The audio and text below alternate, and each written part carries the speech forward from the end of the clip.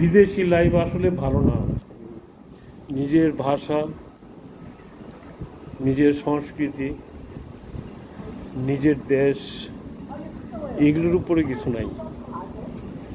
অনেকে বিদেশের চাকচিক্য দেখে বিদেশে যেতে চায় এবং যাবে, কিন্তু এই চাকচিক্যর আসলে যে কোনো সুখ নাই, এটা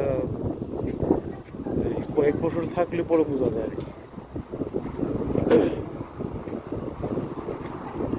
তো সেই জন্যই মনে হয় আমি অনেক আগে যখন দেশে বিজনেস করতাম, খুব ভালো ছিলাম, তখন আমার বিদেশ যাওয়ার খুব আগ্রহ একবার হলো আর কি। যেভাবে হোক আমি বিদেশ যাব।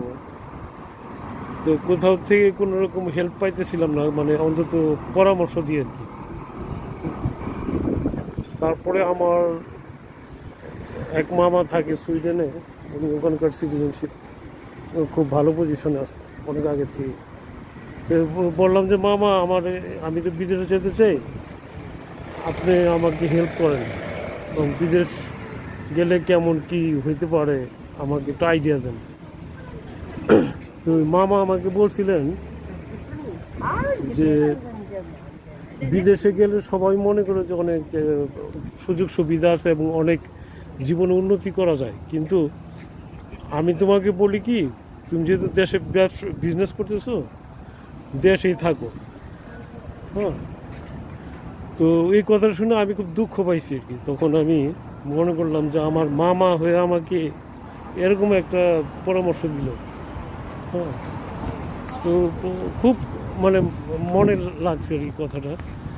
আমি মনে করছি যে কথাটা খুবই নেগেটিভ, কিন্তু আজকে আমিও প্রবাসে আসছি, বিদেশে আসছি অনেক বছর। আজকে এই তো কয়েক দশক হয়ে গেল বিদেশে, কিন্তু এখন ওই মামার কথাটা মনে পড়ে। তো মামাকে ধন্যবাদ জানাই। আমার সুইডেনের মামা, তিনি ওখানে, এখন তো উনি বৃদ্ধ হয়ে গেছেন, হজও করে আসছেন সুইডেন থেকে। যে আপনি আসলে মামা একটা ভালো পরামর্শ দিয়েছেন, সেই জন্য আপনাকে ধন্যবাদ। ভালো থাকবেন মামা।